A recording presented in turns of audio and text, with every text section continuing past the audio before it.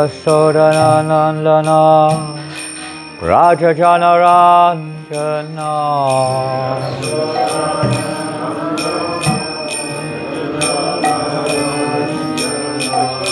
Yashodanandana Rajajanaranjana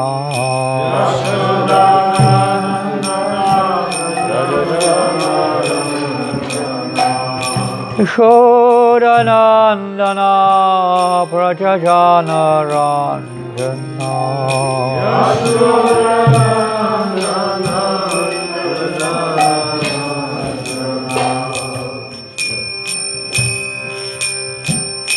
Yamuna Tira Panachari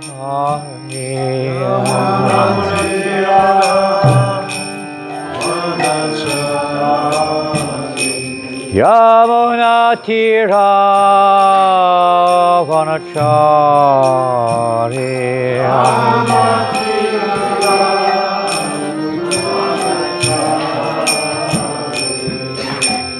Radha Madhava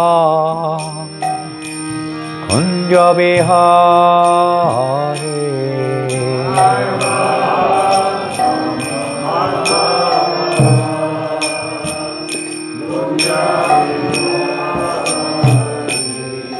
Jaya Radha Madhava Kunja Bihari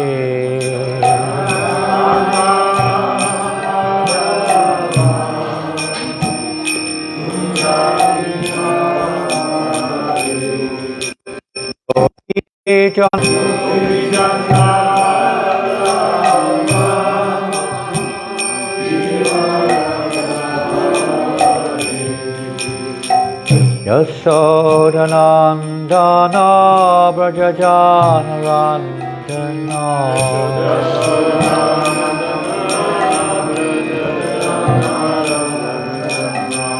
Yamuna Tira Vanachari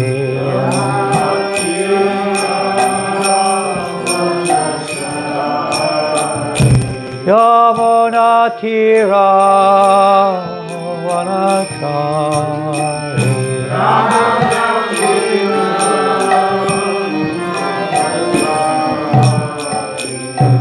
Jaya Radha Madhava Kunja Bihari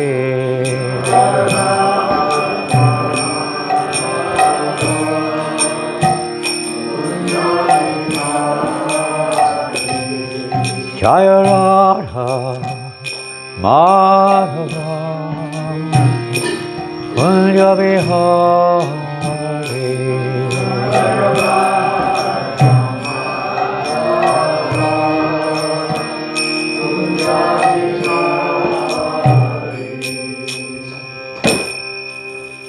Jayom Vishnu Pada Paramahamsa Parivraja Kacharya Ashtota Satasri A.C. Bhaktivedanta Swami Shri Prabhupada ki Shri Prabhupada ki jai Shri Shri Gaur Nitai ki Shri Shri Krishna Balaram ki Shri Shri Govardhan ki Shri Shri Radha Govinda Madhava ki Grantaraj Srimad Bhagavatam ki Gaur Premanandi.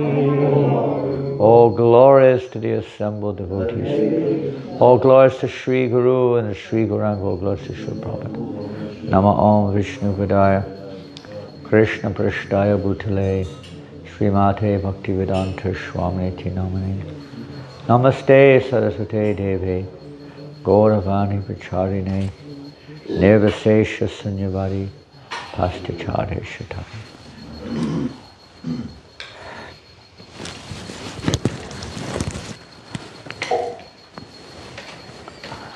A little help getting this coat off. Coat stuck. Pull.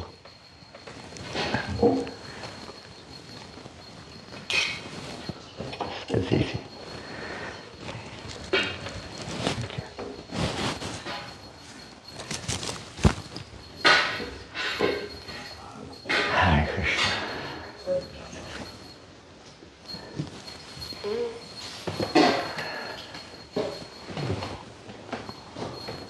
Are we still on a list of names? Are we still on a list of names? Chapter 23 of the 9th canto is.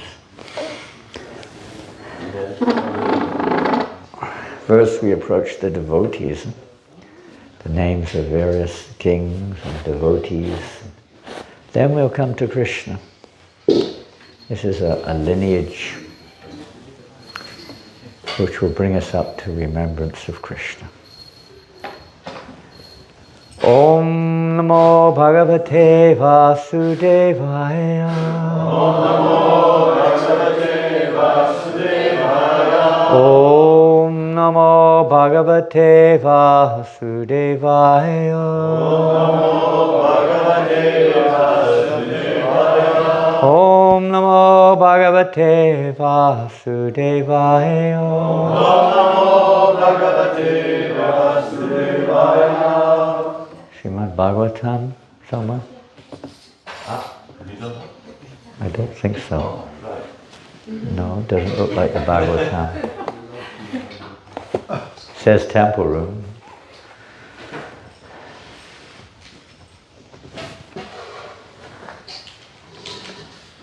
Thank you, Miss. Merci beaucoup.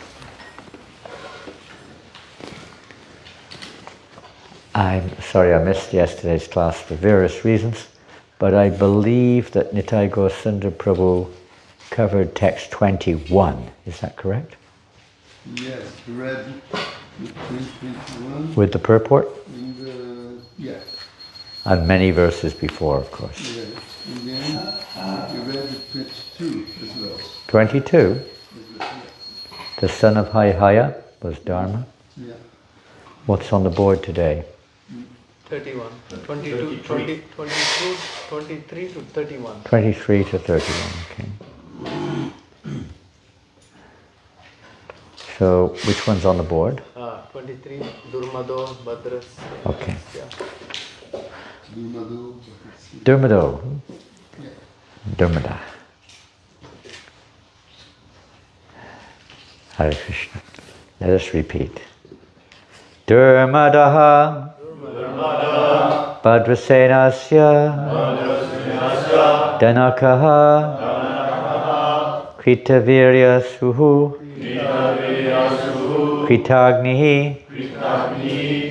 Kritavarma. Cha. Kritojaha. Danaka atmajaha. Durmado Badrasenasya. Danaka Kritavirya suhu.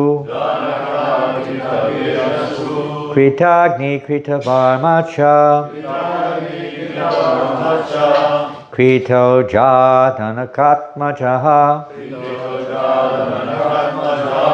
Durmado Badrasenasya. Danaka Kritavirya suhu. Kritagni Kritavarmacha. Kritoja Danakatmajaha. Durmado Badrasenasya. Danaka Kritavirya suhu. Kritagni Kritavarmacha. Kritoja Danakatmajaha.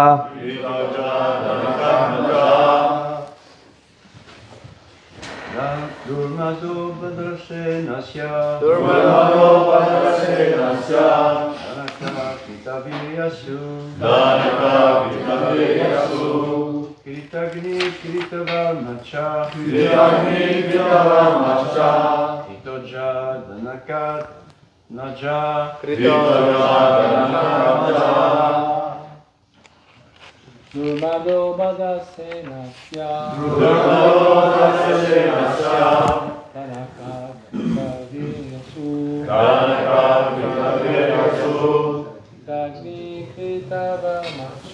Kritagni Kritavarmacha. Kritoja Danakatmajaha. Durmado Durmado Badasenasya Danaka Suhu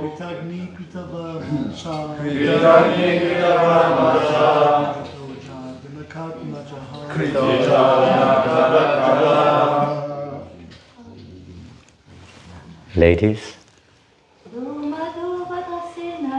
Durmado Badasenasya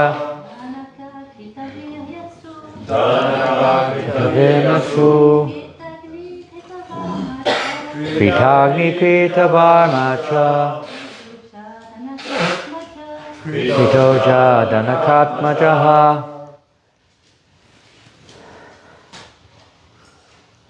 Most of the words are the same as the transliteration. Durmadaha Badrasenasya Danakaha Kritavirya Suhu means giving birth to Kritavirya. Kritagni Kritavarma Cha also Kritoja Danaka Atmaja sons of Danaka. Translation: the sons of Bhadrasena were known as Durmada and Dhanaka. Now, we may need a French translation, and I don't know, Induleka, you need the French translation? Yeah, I do it. If you want to get a little closer, you're... I try to understand just like this also. If you need, please sit next to Bruno.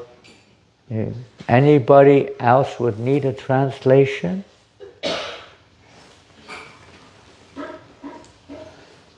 We have Slovakian in the back here if anyone needs, against the window. Okay. Thank you, Bruno.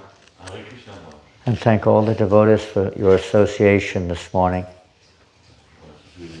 Apologies for not coming for Mangalarti. We had a bit of an unusual night. The sons of Bhadrasena were known as Durmada and Dhanaka. Dhanaka was the father of Kritavirya and also of Kritagni, Kritavarma and Kritoja. It's maybe really interesting to note that the children all have a name there, Krita, action, doing, whatever. And this is nothing unusual in our society, is it? I mean, you have maybe one of your names, maybe even one of the Christian names, would it be? But certainly the surname is, in most cases, the same as that of the father, in most cases. And oftentimes, the father's name, maybe his first name, becomes your second name. It's nothing unusual. So, we'll carry on with a list of names. Text number 24. We go up to 31, is that right? Is that what it says? Huh? The son of Kritavirya was Arjuna. Now that's not the Arjuna of the Bhagavad Gita, another one. He, Kartavyavirya Arjuna, very famous personality also, became the emperor of the entire world,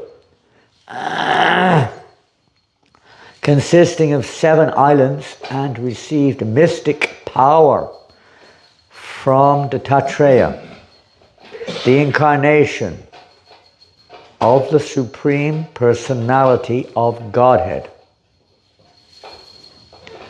Thus, he accepted the mystic perfections known as Ashtasiddhi. Do you have a French Bhagavatam there, Bruno? Yeah, Okay, because that's good, because they can read it direct. Even better. Next verse.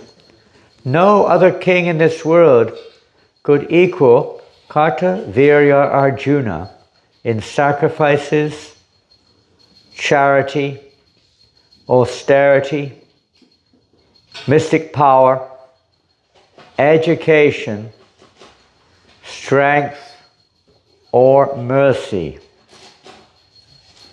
For 85,000 years, Kartavirya Arjuna continuously enjoyed material opulences with full bodily strength and unimpaired memory.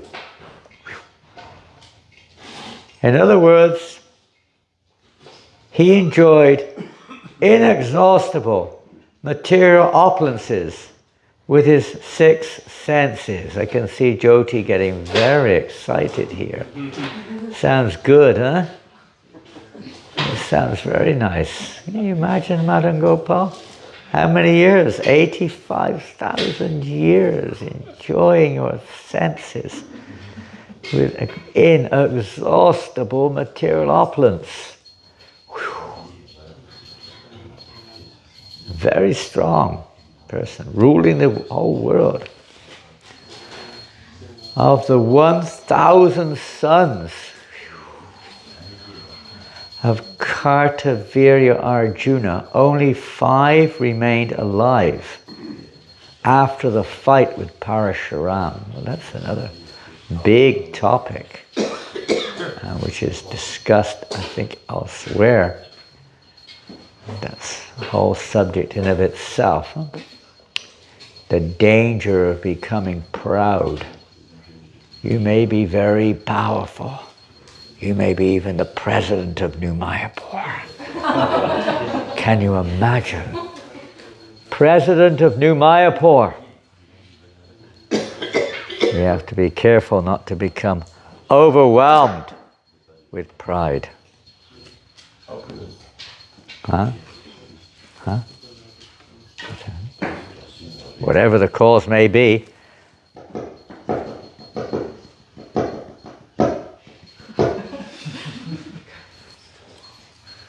Coming and going.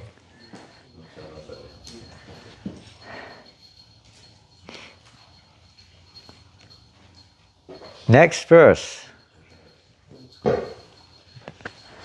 Jayadvaj, back again, had a son named Talajunga, who had 100 sons. They used to have a lot of wives also, usually. Not necessarily from the same wife. Sometimes it is. Some had Kshatriyas, they could have many wives. Huh?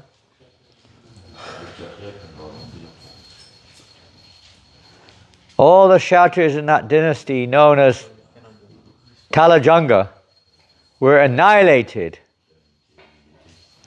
by the great power received by Maharaj Sagara from Ovarishi.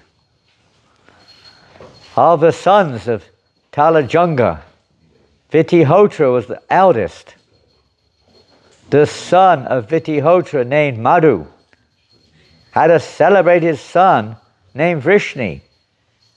Madhu had 100 sons, of whom Vrishni was the eldest. So we're coming now, you could say, into the little bit more familiar territory in relationship with Krishna, the Vrishni dynasty. The dynasties known as Yadava, Madhava and Vrishni had their origin from Yadu, Madhu and Vrishni. And today's, well, not exactly today's verse, but the verse we're concluding on today, text 31. O Maharaj Parikshit,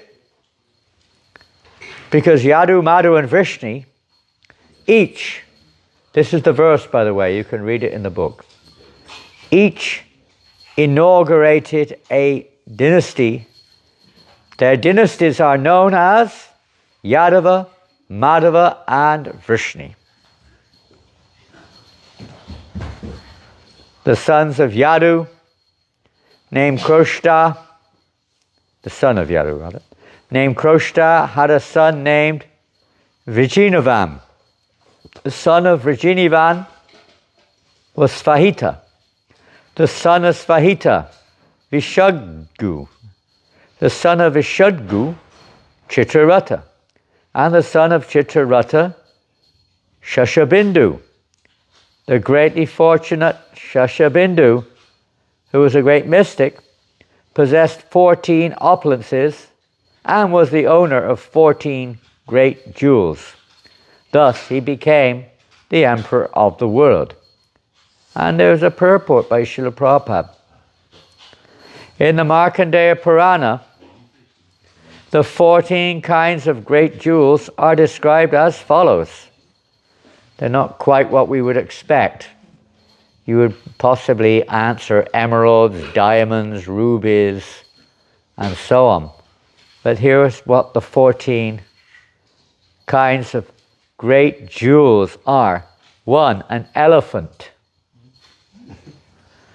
2, a horse. 3, a chariot. 4, a wife. 5, arrows. 6, a reservoir of wealth.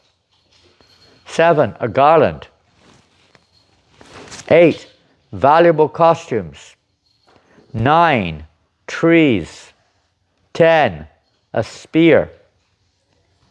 11, a noose. 12, jewels. 13, an umbrella. And 14, regulative principles. To be the emperor, one must possess all 14 of these opulences. Shashabindu possessed them all. So there we go. And as I said just now, maybe we'll read one more verse, text 32. The famous Shashabindu had 10,000 wives.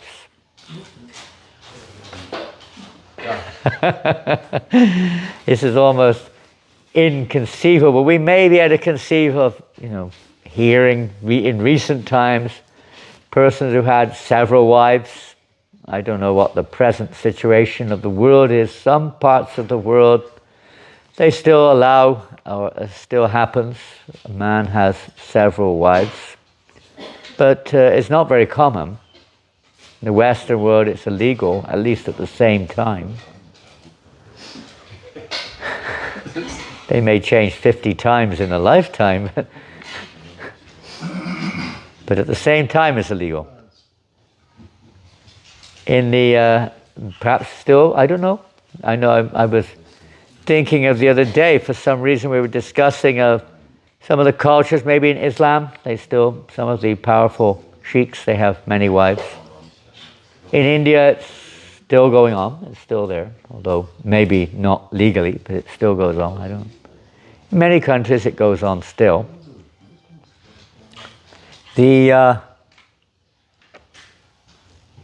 For us it's almost, okay, maybe 1, 2, 3, 4, 5, 6, 7, 8, maybe 9, I don't know how far you can go, but 10,000 is quite stretching it. Of course, Krishna had 16,108 wives, is that right? That's an extraordinary situation. I mean, he's God. He's not an ordinary living entity. Huh?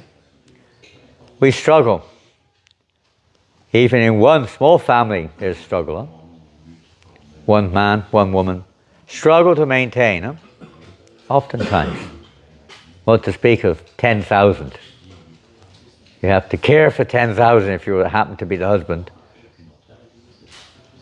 And we hear from Chitraketu, for instance, he had even more wives. I mean, it's just an unimaginable amount of wives. We won't even mention how many. It's like mind-blowing, 10 million or something crazy. Like the whole population of London. More than that, because half of them are men or something like men. And he had, and none of them gave birth, you can imagine. And then finally one gave birth.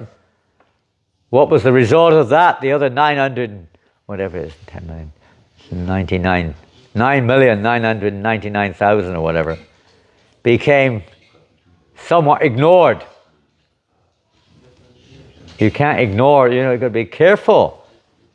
Pride is one thing, envy is another. And envy comes very easily. We were listening yesterday how Prabhupada was saying that everyone in this world is jealous. When they see somebody's got something we don't have, we become jealous. Huh?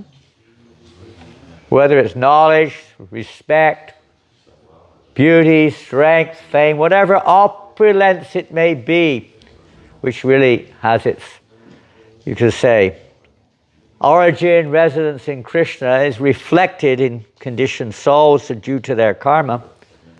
We become attached to it and think, I am very strong, I am very beautiful, I am very rich. Well, we all know that this is just a temporary illusory identity, which we may have, but others who may not have that or not have so much of that can be jealous. And when they become jealous, then, well, there's no way of telling, depends on their capacity, but wars may be fought, murders may take place, all kinds of things due to jealousy, defamation. Now we have wonderful methodology in this day and age called social media. You just put something on the social media and you can defame somebody practically in a moment. Even if it's an untruth, it becomes, a scar for that person practically, and so many people's minds begin to doubt, and so on. Campaigns are, let's say, created. Anyway, this is the material world. You can't stop it. We're here because we're envious or jealous of Krishna. And that tendency is bound to manifest in our dealings, unless one is pure. As one becomes pure, one would hope that envy and jealousy diminish. But anyway, just a little off the mark, you could say, but you imagine having 10,000 wives. It's like when you worship the demigods. How many demigods do you have to satisfy when you do Deva Puja? 33 million. Huh? 33 million. 33 million? Pretty tough, huh? It's hard to satisfy three, what to speak of 33 million. You satisfy one person, you dissatisfy another. You give more respect to one, the other one becomes, why you're not respecting me? Right? Quite common. What to speak of, satisfying 33 is such a risky thing. To satisfy 33 million demigods. How are we going to do that? Therefore, this is not a very recommended, or say it's there, it's recommended in certain cases, but it's very risky. It was recommended to worship Krishna, the head of all the demigods. Watering the root, everything, feeding the stomach properly, whole body is nourished. So anyway, this is the number of his sons was 10. He had a few sons as well. 10,000 lakhs. A lakh is what? 100,000 times 10,000. Yeah, 100,000 times 10,000. Work that one out. Was 100 million or something? Something like 100 million. 100 million sons. Whew. I know, something like that. 10 million. 10 million. One crore. Well, yeah, 10 times a lakh would be 1,000,000. 100 times that would be 100 million. 1,000 times that is 10,000. It's more than 100 million. I think it's something like 1 billion or something like that. Quite a lot anyway. Even if it's only 10 million, that's still a fair few. You spend your whole life giving them names. You have an initiation. I just cannot imagine somehow or another. I mean, some of their esteemed godbrothers, they have, 60,000 disciples. Names. I mean, sometimes 500 devotees in one initiation. Take days just giving the names, Just imagine, remembering. Let's call it 1 billion for the sake of ease. You have 1 billion sons. This is from another dimension. Huh? It's like, this is ridiculous. You can quite easily understand why people say this is mythology. Huh? Not difficult. Prabhupada one time was asked, how do we explain this, Srila Prabhupada, to people? He said, you don't. Just don't go there. You find Ugrasena, how many bodyguards did he have? 33 trillion. What's it mean? It's like meaningless in relatively speaking. Million. Huh? It is 1 billion. I was right. It means you can't measure it. Unlimited servants. Unlimited. We're so limited in our perception. How many atoms in your body? How many? 600? 600? 600, about 600, yeah. How many cells? Okay, makes it a little bit more on the surface. How many cells are in our body? Doctor. Swami, how many cells? They have some estimate, right? One cell phone. One cell phone. Maybe 2. You got 1 cell phone. That's a good answer. You can't measure it. It's like, they exist. Ants. I mean, you don't see so many ants around here. But in some places, they just come out of nowhere. The whole floor covered in ants. Suddenly, boom. You take a nap, you wake up. What happened to the floor? It's black. Covered in ants. Millions of ants all over the floor. They just sort of appeared out of the wall. But they have their own nests. I don't know how many babies a mother ant gives birth to. Anyone know? Average? What's this? Frogs, huh? I know about bees. Bees, how many? The queen lays about 2,000 eggs every day. Every day, 2,000 babies. Pretty good, huh? I'd have 2,000 babies every day, ladies. Phew. Phew. One's like, pain. What a job, huh? Quite a job. That's its only business. It's a mother bee, mother this and that, mother insects. Huh? They basically, that's their only occupation, just giving birth to reproducing. They're just like a machine, baby machine. That's going on. Of course, you can say lower species of life. But it gives an example, at least. Is it absolutely inconceivable? Just because we cannot do it? We haven't seen it? Many things we have not seen. Doesn't mean that they can't be existing somewhere. Anyway, putting that aside, I actually wanted to read something. We're hearing a list of names. I don't know, did you mention that yesterday, Nitai? Prabhupada's poem? No, okay, so I don't want to repeat what was already done. So you're on text 33, if that's what you wish, tomorrow, as you like.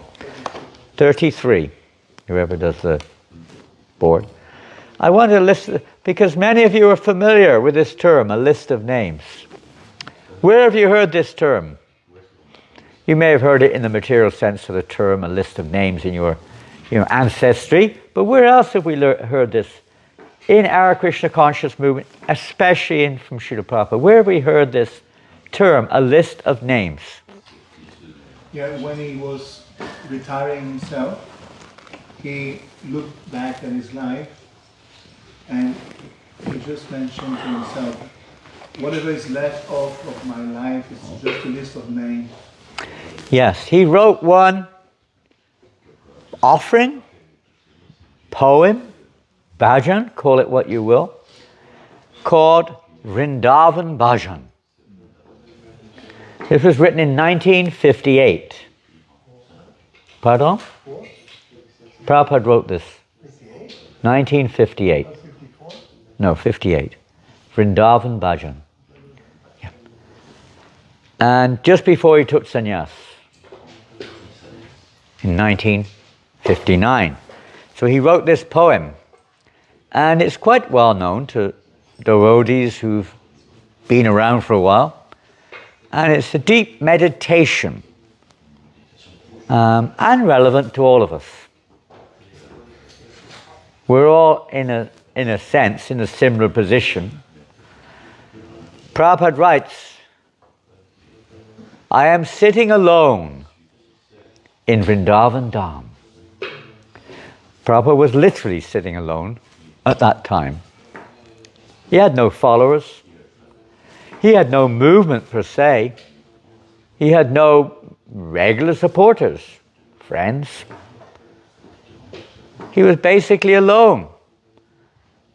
Fairly elderly, in his 60s.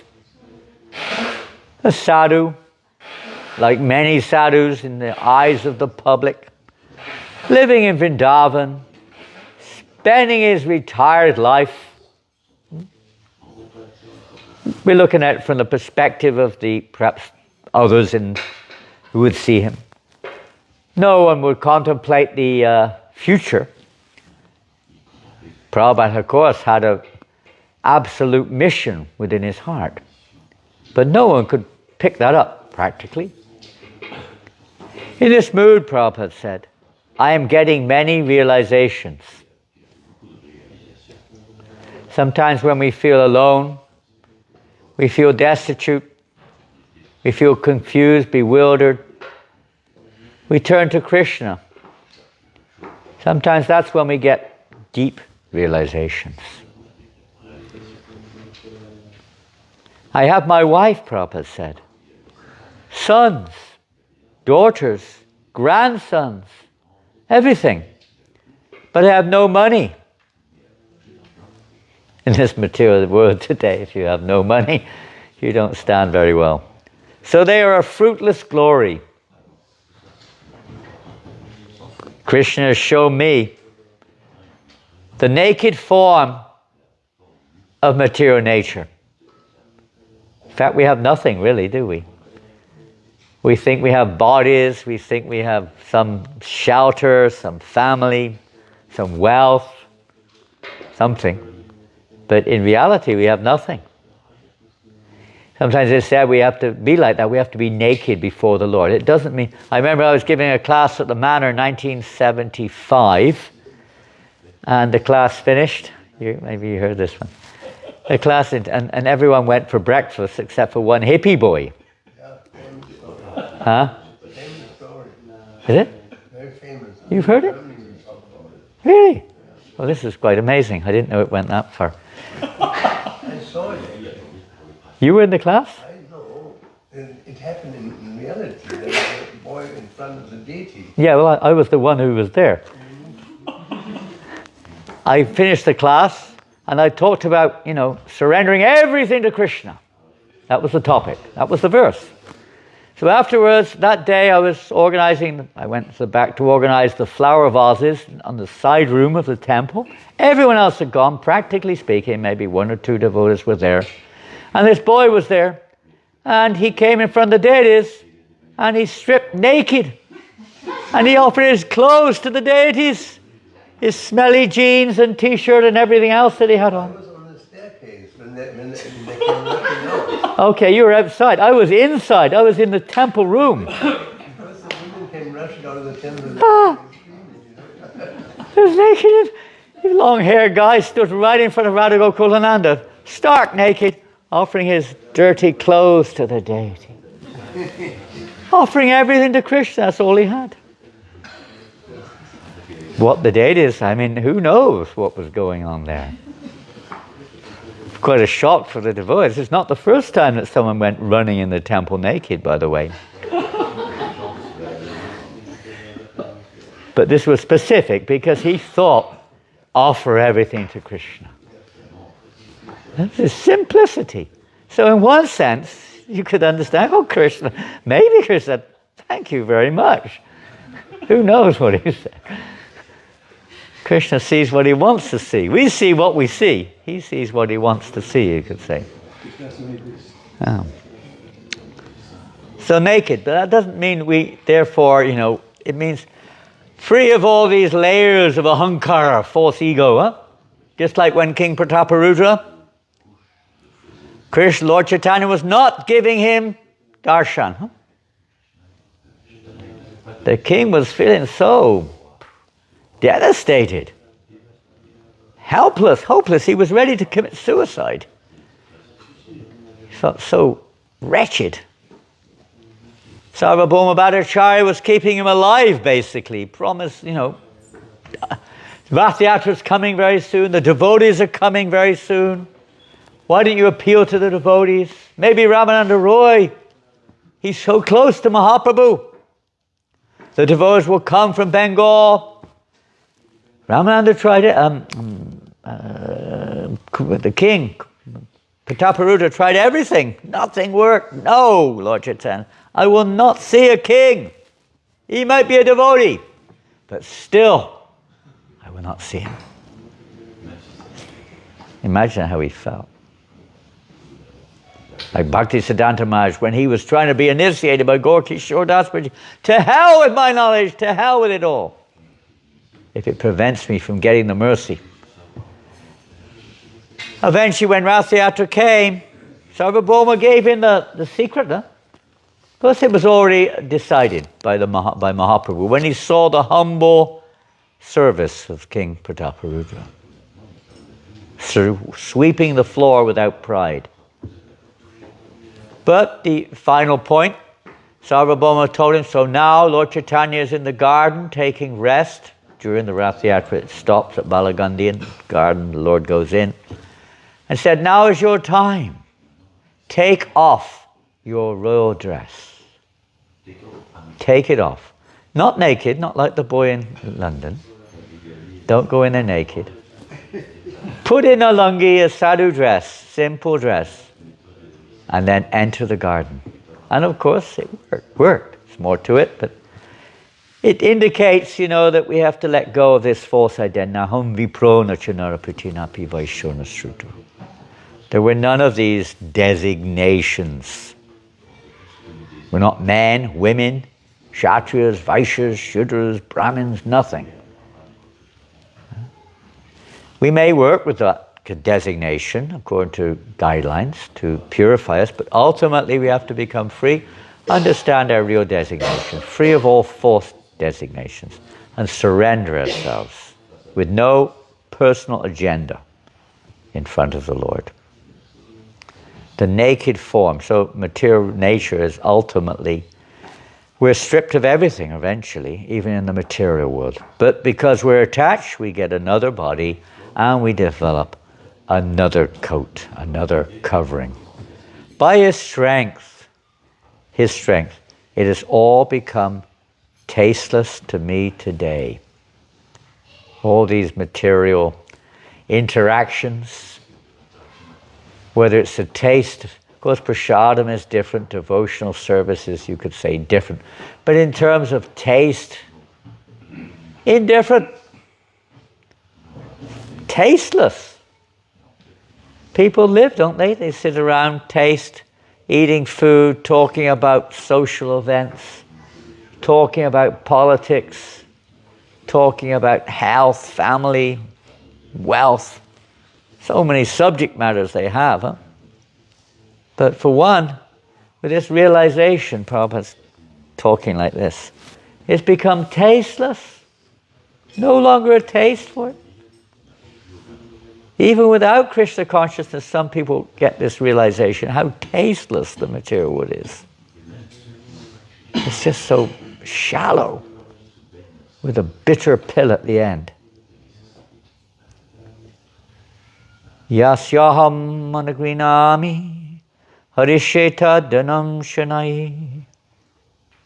This is famous verse. Huh? I gradually take away all the wealth of those upon whom I am merciful. Not something that an ordinary karmi would consider to be mercy. Huh? We pray to God, what for? My dear Lord, please take away all of my material assets. Please take away all of my attachments. Please take away everything which is unfavorable for my service to you. I mean, devotees may pray like that. I'm not saying they don't or do, but people in general don't normally pray like that. Is it? You are very familiar with, let's say, prayer. Some do, but very rare. In the Christian world, whatever it's called, Islam, Hindu, Buddhist, I don't know Buddhist so much, but in most people who pray, they're asking for something, huh? Give me. Give me, give me. Ask for dear Lord Krishna, please give me a house by the sea, the color to be Jaya Jagadisha. Jaya Jagadisha. Da da da da da da. All glorious to Mahatma Gandhi. Yeah, a nice house by the sea. Or a nice house in Lucé Mall. Somewhere. Or a nice house, it's not so bad, on New Mayapur, give me a house. No, you can't get a house here. Harder than getting a house by the sea. But whatever it is, people are looking for something, huh? They don't usually pray, my Lord, please free me from my good reactions. Right? Please free me from the result of my good pious activity. Do you hear people pray like that? Please forgive me for my sins, so that I don't have to suffer, right? Never mind if you have to suffer. But as long as I don't have to suffer, please forgive me. You don't see, please forgive me for my pious activities. People don't even think like that, when the speaker pray like that. Because their understanding doesn't go beyond the level of material nature, practically. Heaven, hell, or something like that. Doesn't go to that spiritual platform. Improvement. Generally in religiosity is to improve our material lot. More pious lot. Better lot. But not to transcend it. To rise. And here we see Krishna is very merciful. He takes away that which is an obstacle on our path, if he's very kind. Gradually, not necessarily all at once, be too much all at once, but gradually. And that doesn't just mean, house, family, whatever, position, but our internal misconceptions, our internal illusions of seeing ourselves in the center, etc. By various means, maybe by frustration, by not getting recognized, by this thing, that thing, we may come to that realization eventually and surrender. How was I able to understand this mercy of the All-Merciful? Everyone has abandoned me, seeing me as penniless. Wife, relatives, friends, brothers, everyone. This is misery. When everyone abandons us, it can be misery, huh? But it gives me a laugh. I was laughing. How amazing Krishna is doing. As I sit alone, Prabhupada says, I sit alone and laugh. In this Maya, samsara, this illusory cycle of birth and death, who do I really love? Of course, you could say there's degrees, but ultimately it's really love of ourselves. We're trying to satisfy ourselves. Others give us happiness, therefore we love them. So-called love. And if they don't give us happiness, it changes. It's not real love, which is Ahoitikiya pratiyata, unmotivated, uninterrupted love. That's only possible with Krishna. Because no one else, we don't know anyone else.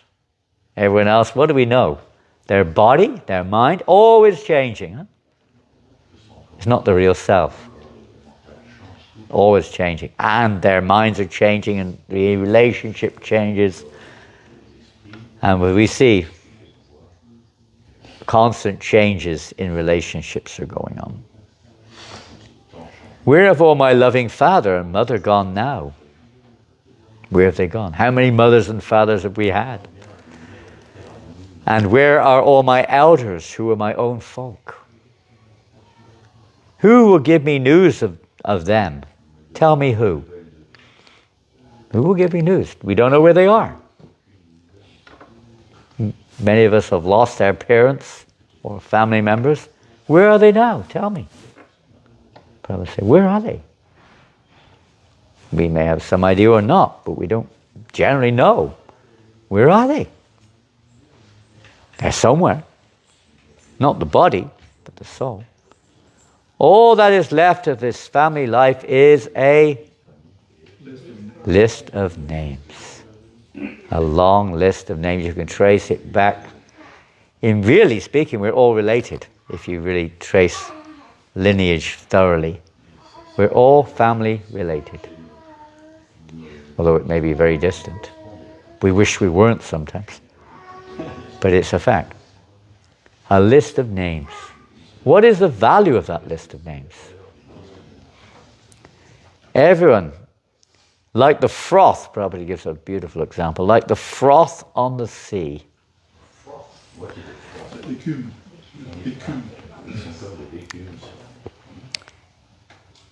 Which mixes again with the sea. You come up bubbles like white bubbly stuff, and boom, mixes again. It appears and then disappears. Maya samsara's play is just like that. No one is mother or father. No one is mother or father or personal relative. Sounds pretty, people would say this sounds pretty heartless, pretty impersonal. But it's not. These ideas, of course, we have to do the needful, we have duties to perform, we have whatever we have to do. But in reality, we're not mothers, fathers, or brothers or sisters in the material sense of the term. We're all spirit souls. Everyone, even the, how many bees? 2,000 bees a day that are being born. Each and every one of them is an individual soul. Individual soul. Just like the sea foam, they remain but a short time and are gone. Just as the froth of seawater mixes again in the sea. Both the material elements that the body is made of mix into the totality of the material elements or aspects of that totality. The soul also just moves on in the ocean of samsara, Maya samsara. This body made of 5 elements meets with destruction. How many bodies does the embodied soul take in this way? We may think 10 million suns, but how many millions of bodies have we taken in different species of life? His relatives are all simply related to this temporal body. One of them is like Chitraketu. That's part of the story mentioned earlier, when eventually he had a son, and that son, long story, the other wives became envious and murdered the son. Everyone was shocked and devastated, and eventually, by the grace of Narada and Angira Muni, the son was brought back to life. And the son then began to speak. "My son," the father said. "My son, my son, my son." What did the son say? Huh? His name? What did the son say to the father? Which family are you talking about? Which parent? Which father are you? I've had countless fathers. Which one are you? In lifetime after lifetime, I've had a father and a mother. Which ones are you? Bit of an eye-opener, huh? Bit of an eye-opener, King Chitraketu. But we don't realize it, we don't see it sometimes, although we hear about it. But everyone is your relative and brother. Everyone on the spiritual platform. This relationship is not tinged with the smell of Maya, the scent of Maya, illusion, with illusory tendency. The Supreme Lord is the soul of everyone. In relation to Him, everyone in the universe is the same. Everyone. Whether we're so-called, demon or devotee, animal, bird or beast, bee, ant, cell. To Krishna, every soul is the same. He's just reciprocating accordingly to our surrender.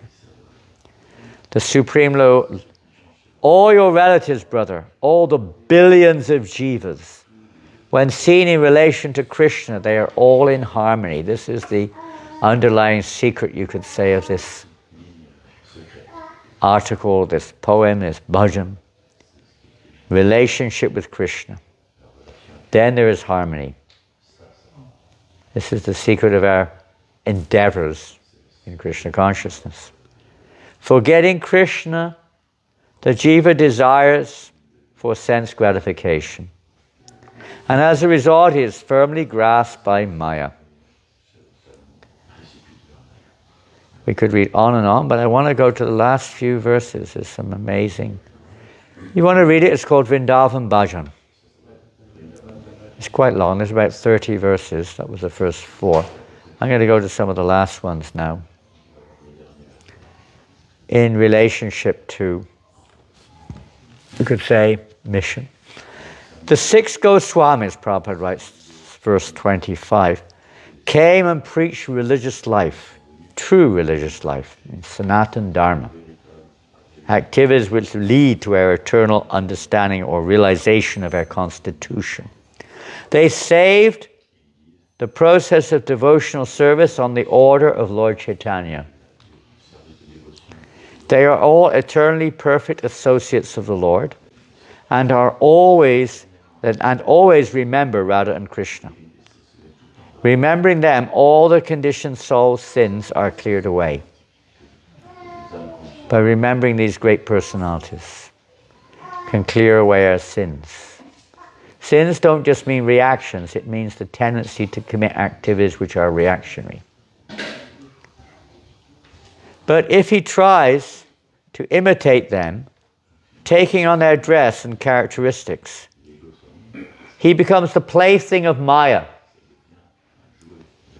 and does not cross over the material ocean. Is not to be imitated. We are Rupanugas. We are meant to follow their instruction. Always preach, Prabhupada writes, from jivas door to door. Your life will be successful as a result of your preaching.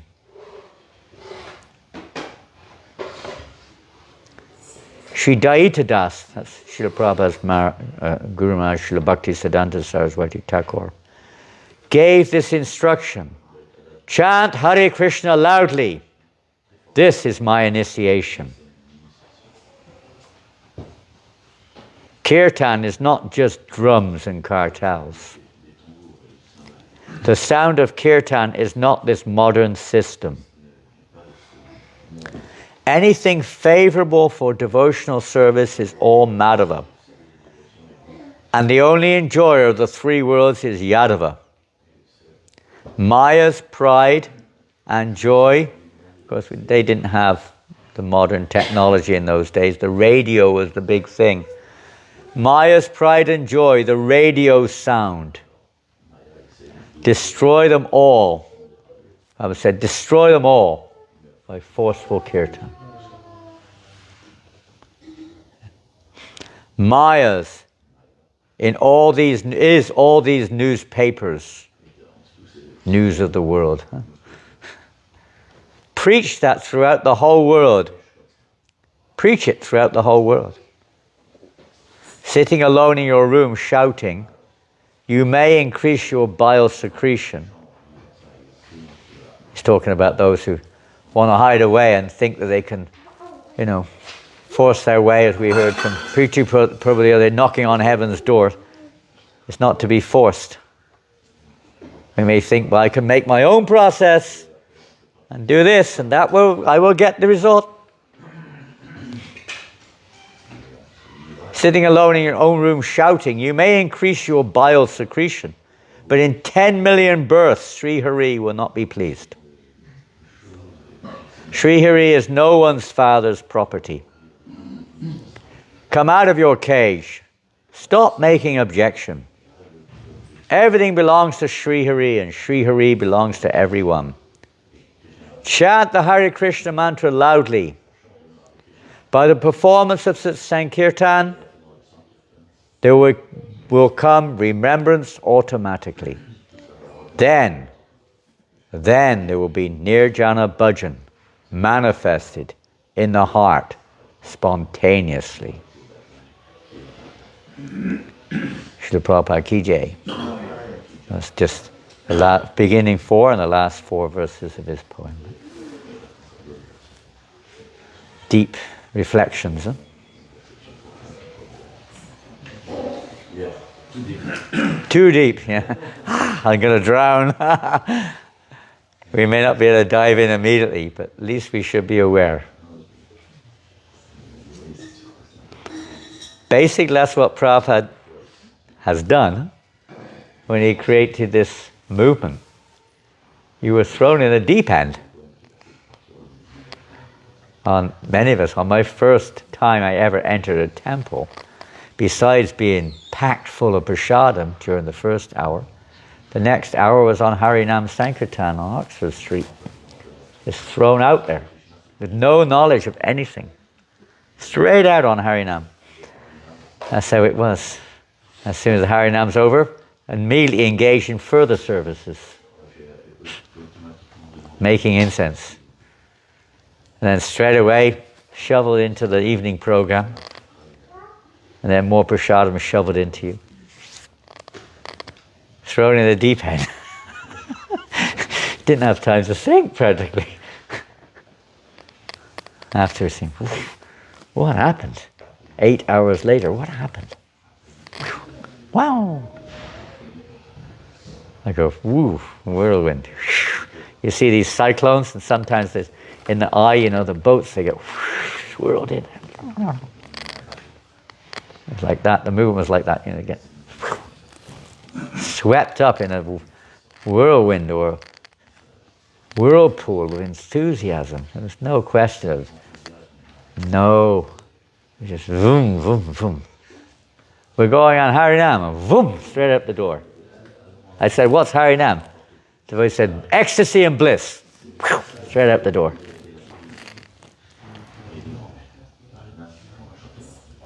Hare Krishna. Hare Krishna.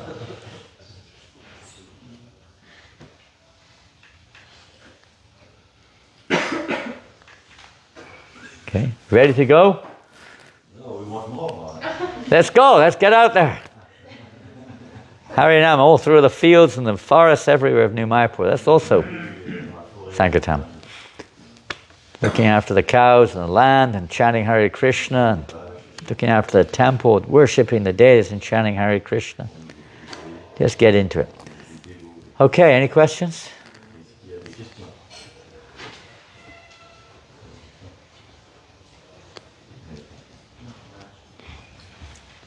The list of names. As we heard from Pitu Prabhu the other day, Prabhupada was saying we want a certificate for Krishna that this man or this devotee has done something. Done something, not a certificate. He was very mild the other day in his words. Prabhupada actually writes from a pack of asses. That type of certificate we don't need. It can be used in Krishna service, but it has no value whatsoever in reality. A PhD, a master's degree, can be used, but what use are they in the spiritual world? Hey, I'm a PhD, listen to me.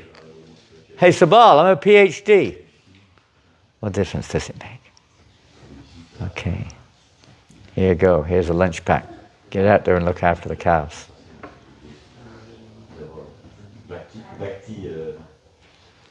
A bhakti degree. We're not after master's degrees, we're after servants' degrees.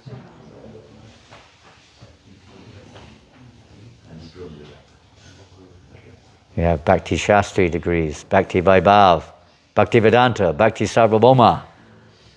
But they're meant to help us to become pleasing to Krishna, to become a servant of the servant, servant, servant, servant. Not a master of anyone.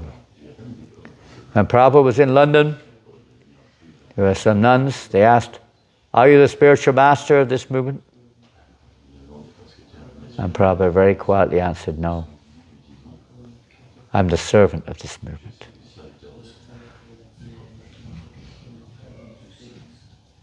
We're not the master of anyone. We're the servant of the servant's servant's servant. Srila Prabhupada ki jai. Grantaraj Srimad Bhagavatam ki jai. Gaur Premanandi. So don't try to imitate, what's his name? Shisha. 1 billion sons. Hare Krishna.